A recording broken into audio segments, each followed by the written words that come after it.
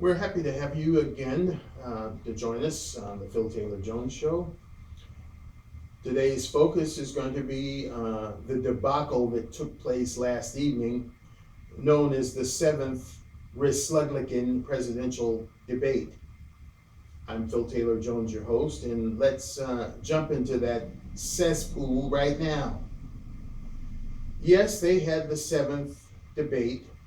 Problem one, with the Republicans, we had to track it down and watch it not on regular telly. That was problem one.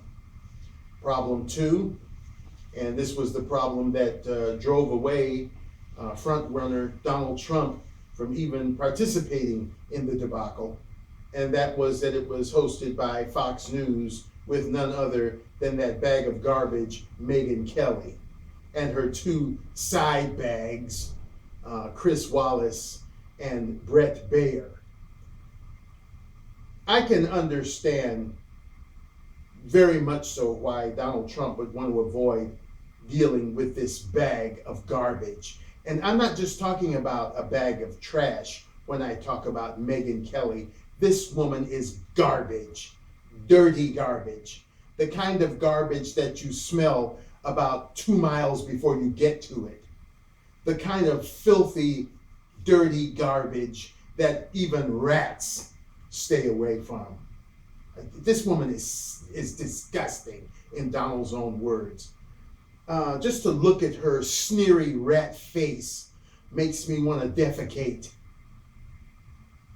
She started off the debates by saying, "Oh, well, now we're going to talk about the elephant that isn't in the room, Donald Trump."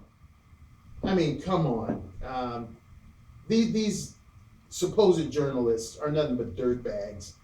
And they have taken so much away from the actual art, if you will, of presidential debating. They're too busy with their sneery questions and their divisive way of doing things to actually stick to the issues. That's problem one. And that's not only just attributed to the Republican debates, but the Democrats as well. Excuse me. Another thing that really infuriated me is, if you're a family, and I'm pretty sure a lot of you out there can identify with what I'm about to say. If you're a family, you may fight and argue like cats and dogs at home. But when you step out that front door, you're a united front.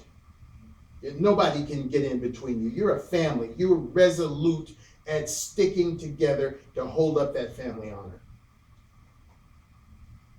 When Donald Trump said he would not participate, all of the other ones should have followed suit, in my opinion.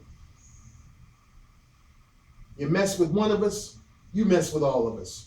Now they may not agree on opinions or on the issues. They may fight like cats and dogs in the green room, but when you come out on that stage, you're united.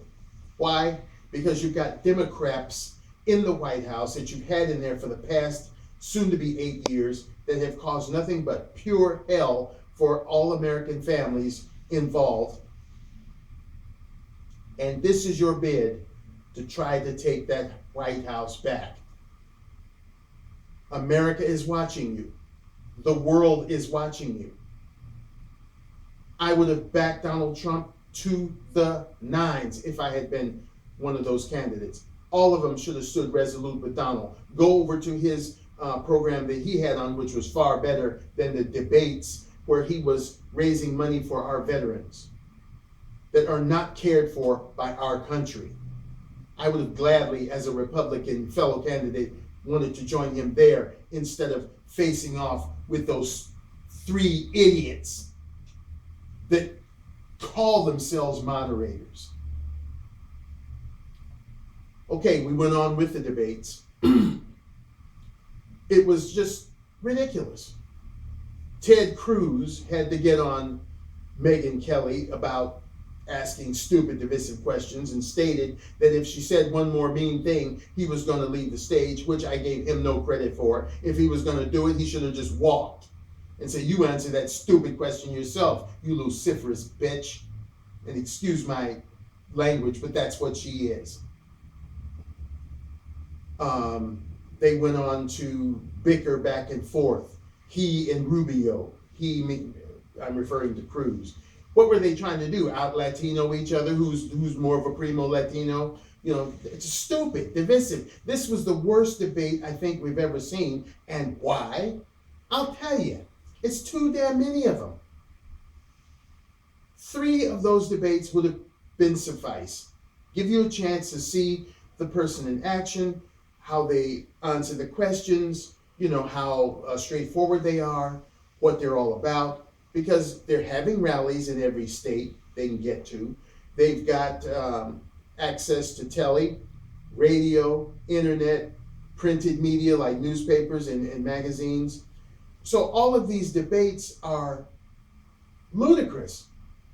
They're not getting anything done but showing the world how stupid they can be by going after each other with a vengeance. And it's not serving any legitimate purpose. It's giving nothing but a bigger stick for the Democrats to crack their heads with. And don't think that Slithery and the gang aren't going to take note of this one, because this was horrible, in my opinion. It was horrible. It damaged the image of the Republicans. It damaged the image of some of the individual candidates.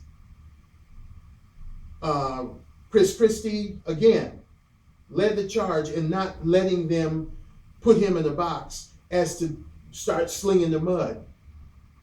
Ben Carson is the master. He is the maestro of this all. He has refused to let this sludge and slime diminish who he is. And he's coming back up in the ranks a little bit. You know, I mean, not so much for what the guy, how he, you know, what he knows as far as foreign policy and all this, you know, rigmarole, but for who he is, a true gentleman. I have so much respect for that guy. Would have had more for him if he had stayed away from that. I would have had more for them as a Republican Party if they had all backed Trump and said, to hell with this. We're going to go over and be with Trump to raise money for our vets. We're not going to give way to Megyn Smelly, a disgusting piece of crap, and her 2 idiot cohorts. So, you know, they're talking about who won. Nobody won. Nobody won. We're trying to select and elect a president. And this disgrace that they put on last night, it's just shameful. We're in deep trouble in this country, and we're looking for leaders who are going to hopefully help us out of it, not somebody to play like a bunch of little kids. And Jeb Bush expounding how he's going to be a slithery Clinton fighter. Well, excuse me, Jeb. As far as I'm concerned, you're the male embodiment of slithery Clinton. You're just as bad as she is. You disgusting bag of crap. How dare you talk about you're going to do so much to combat Slithery when you're just like her. God. It's just disgusting. You know, that tete-a-tete between Cruz and Rubio was ridiculous. Okay, so you don't agree on some things, but don't stand there like 2 monumental idiots and pick each other apart on a world stage and pretend that you're in the same party and that you are trying to attain the same goals. Oh, we could go to tedcruz.org and the facts speak for themselves. Oh no, but you can go to marcorubio.com and you're acting like 2 idiots on a world stage with the presidency up for grabs. If I had my way, I wouldn't cast a vote for either one of you for the office of dog catcher. And how dare you not stand behind Trump? That's ridiculous. We're a united front. If you mistreat Trump, you mistreated us, and we're standing behind the Donald, and we're not going to go to your stupid debates. You don't have to. You've already put down 6. If the American public doesn't know who you are in 6 debates, 6, then they'll never know who you are. And I think, what is it exactly? 12 for the Republicans? Yes, double of the Democrats. And 6 for the Democrats. Mm-hmm. That's too much.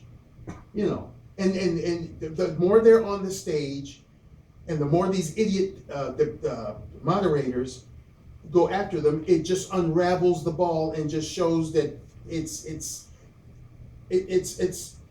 icing on a non-existent cake. Because when you scrape away all the icing, you know, hey, there's no cake under here.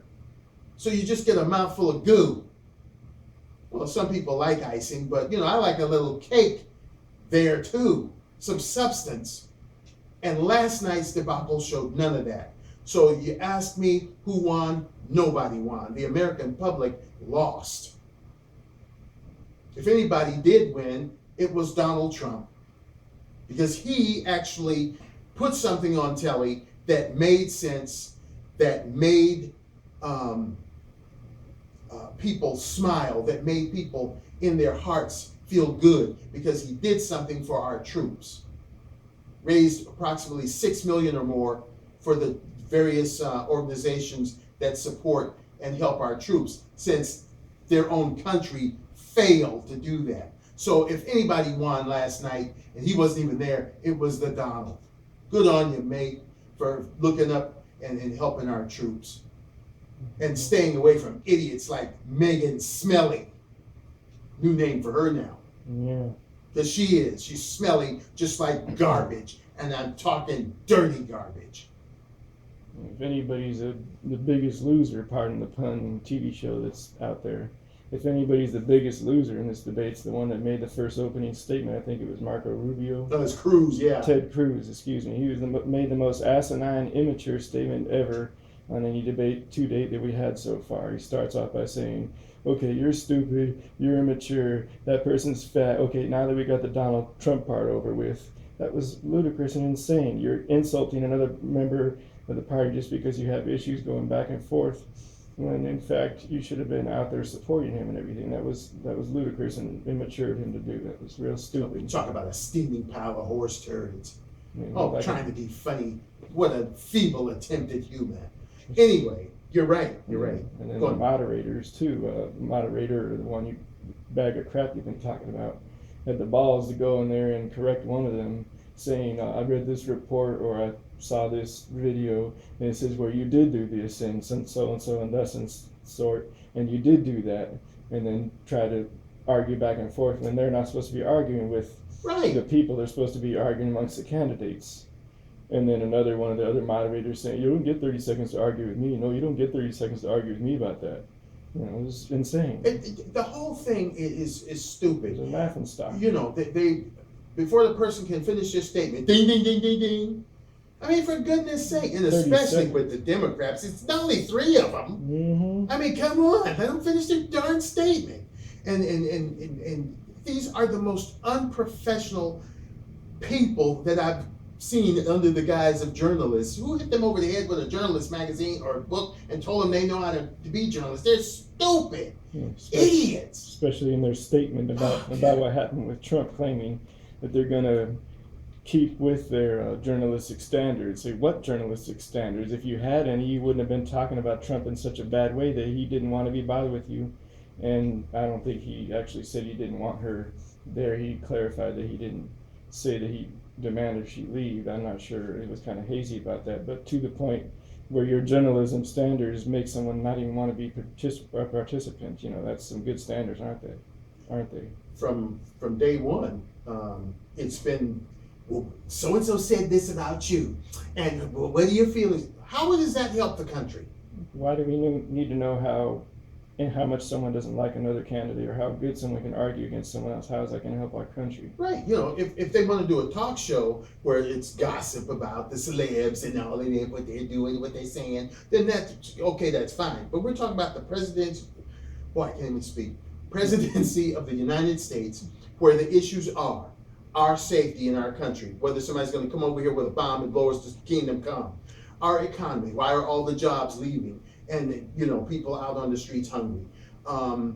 Cleaning up the government, which needs to be cleaned from top to bottom, bottom to top, side to side, folks. It's a mess. And getting down the national debt of $20 trillion. Stopping all of this stupidity of giving countries that harbor and create terrorists billions and trillions, or no, billions of dollars, hundreds of billions of dollars. Giving them the latest weapons while we have crab. Like the Iranians, they're getting F-35s, F-22s. We've got F-16s and F-18s. We've got a few Raptors. But I mean, basically, we're dealing with crab, and they're dealing with all the good stuff. They got all the best armament, all this stuff. And we, like some points that they raised last night were good. We need to build up our military. When Ronald Reagan was in there, he had the military built up. There is strength through force, security by strength of our military, so that nobody messes with us, like the Donald says. We have the best guys out there, and girls, you know what I say with guys, I mean male and female. We've got the best people out there. We've got the best equipment. We've got the best weapons. We've got the best everything. And we have the best tactical teams and the best intelligence agencies and groups to point those people in the right directions to get the damn job done. That's what the debate should be about. The economy, how we're going to get jobs back, how we're going to keep them. That immigration crap shouldn't even enter the thing. That's a bunch of crap. Immigration, no good. We got enough people in this country to get what we need done with the people we have in this country. Shut the door, close the border until you can get your game tight. We don't need any more over here. They're complaining about some country, I think it's, is it Sweden or Norway or one of those countries over there, with these refugees, they're having them pay their own way. If you've got something of value, hey, drop it in the bucket. They're letting them keep their wedding rings and other, personal mementos, but hey, if you've got something of value, up the ducats, buddy. That's right. We don't have enough to take care of your butt. So you're going to help take care of your butt. And you're going to do that by dropping it in there. Do you know that some of their own people are up in opposition to that? What fools these citizens be. Sellouts. We need to, do that here. You want to come here? Pay. But we don't even need that anymore. And they're just chomping on the bit, especially that stupid Jeb Bush. Ooh. Would I like a 10-ton brick to fall on him? He's got his head so far up foreigners' butts he can taste their spleens. He's an idiot. He's a male Slithery Clinton. So we don't need him in the White House. Thank goodness he's at the lowest on the totem pole when it comes to polls. I think he's at 4%. That's even too high for him. He should be at minus 100 million. I wouldn't want that bastard in the White House. He is disgusting. Just the way he looks and that little stupid smile he gives. He is the male embodiment of Slithery Clinton if ever I saw it. He's just as bad as she is. Maybe even a little worse. Can anybody get worse than Slithery Clinton? I don't know. I don't think so. It'll make the history books of the well, day. he's running a close second. So, that's my spin on the debates. They weren't debates, they were a debacle. They should have never let Trump go out by himself. They should have stood right with him on every turn. So I don't appreciate any of them for that. I think that was real crappy, in my opinion. And these moderators, all of you people who do this, these debates and stuff, man, you need to go back and find some decent people to do it, because these idiots that you've been putting up there from day one, both Democrats and Republicans, they are disgusting. They are some of the most idiotic, lame-brained fools I have ever seen in my life. And in 57 years, got it right this time, I've seen a lot of fools. We couldn't even get the bells together right. They wanted to inform people how their time would be up, how it would be signaled, and they went dung, dung, dung. Oh, which one was it? It was supposed to be the double ding. They couldn't even get that right. That's because they're dingy. Mm-hmm. Anyway, folks, Yes. I don't know where we're going with this. All I can say to Donald is, Donald, I stand behind you, buddy, 100%. You don't take no crap, and you showed them just where you're at. You don't have to put up with their crap. You can go somewhere and do some good for someone. So good on you for that. Your blood's worth bottling, and keep up your good work. And to Megyn Smelly, I have this to say. Nice little dig you did at the first of the show, saying how that Donald wasn't there and tried to make it be a slap in the face to the people of Iowa, when that wasn't the case, because the guy was down the road praising Iowa to high heaven, and even wishing that his daughter, who's with child, would give birth there in Iowa, because he really wanted that to happen, and doing wonderful things not only for our troops all over the country, but those there in Iowa as well. So how dare you try to put Donald down and make him seem like he was just telling the people of Iowa to kiss off. What a disgusting piece of garbage you are. And I hope rats chew off your toes, you disgusting bag of crap. Having said that, I think the exec wants to say something. Just thinking about it, I can't wait for the next debate the Republicans are going to have, and sarcasm, of course, because all this looked like to me was who could argue the best to become captain of the kindergarten debate team. Yeah, it's a sad state of affairs when people can't, as Bernie Sanders would say, come together and be resolute. Like I said, fight like cats and dogs back there in the green room or what have you. But when you take that stage, you're a solid unit. It just feels good. It makes the Republican Party look like they mean business. It makes them look like, hey, we're going to take the White House and we're going to do some good for this country. We're going to make it great. We're going to do what we have to do to clean up after the 8 years of misery, the 8 years of shame, the 8 years of thumbing your nose at the Constitution, the 8 years of doing what I want to do because I'm a bastard. Clean up that crap. This is not the time for hibbity hop at the barbershop and kindergarten games. This is serious business. And I don't know if you can pull victory from the jaws of defeat, but if you keep debating and letting these stupid moderators twist you around their fingers, then you're going to lose this ball game, Rislugligans. I wouldn't stand for that crap. When are you going to grow up and get some nads? I wouldn't let Megyn Smelly or any other Smelly put me in a trick bag. Be like Christie, be like Ben Carson, and get a little more gutsy and say, look, I'm not answering that stupid question. When you can dig down in your goodie bag and ask me a question that's pertinent to why we're here, then I will. But until then, I'm not answering your stupid question. And I would put it in those words. Mm-hmm. We thank you so much for... Yeah. I mean to cut you off there, but I had one more thing that I found kind of important to say. If they all had have actually not shown up and supported Trump, I think for the whole nation they would have gained a lot of brownie points. And because, as you alluded to earlier, it's like family. By going there, instead, they were showing support for someone that insulted their family. And I know, in my estimation, if anybody insults my brother, I'm not going to go in there and support them. So that showed real disapproval of the Republican Party, and they could have came off looking a lot better because of that. Yeah, because I mean, actually, they didn't need to do a seventh one. They've already done 6. Way too many. If you don't know, like the song by Harold Melvin and the Blue Notes, if you don't know me by now, you will never know me. So if you don't know the person by 6 debates, you know, they're stumbling over themselves talking about the same damn thing.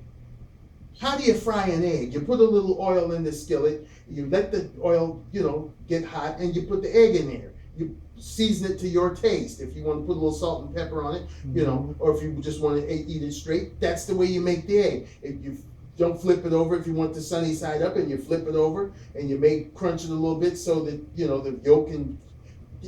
Okay, how do you make an egg?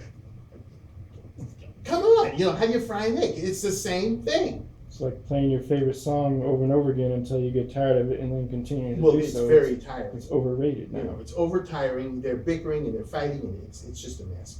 So, you know, I don't know. I guess the Democrats will be on sometime this I weekend, think the 11th, maybe. huh? I think the 11th, possibly, or something like that. They're gonna miss their chance to February. try to get in there before the Iowa caucus votes on Monday. I think it's coming in February sometime. Not sure. Well, yeah, the Iowa caucus is gonna be on Monday. They're gonna vote. Whatever. So I thought maybe there was the Democrats would try to get their little debate in before then. Maybe they I aren't, think it's but February the 11th. oh, maybe they're gonna go after and get ready for I think it's the New Hampshire primary. Anyway, that's our take on this Reslugligan debacle, and hopefully you can get it together, guys. And if Trump ever goes out again, or if any of you ever go out again, all of you should follow suit. You should be right behind him as a united front, standing resolute behind your party, no matter what. I think it would, make a lot of people have much more respect for you. Maybe make the stupid Democrats sit up and take notice. We thank you again for joining us and joining us on this crazy journey. We would always, as always, ask you to remain safe and maintain some air of joy in this crazy, mixed up society we live in. And we'll see you next time on the Phil Taylor Jones Show. Join us right here. Take care.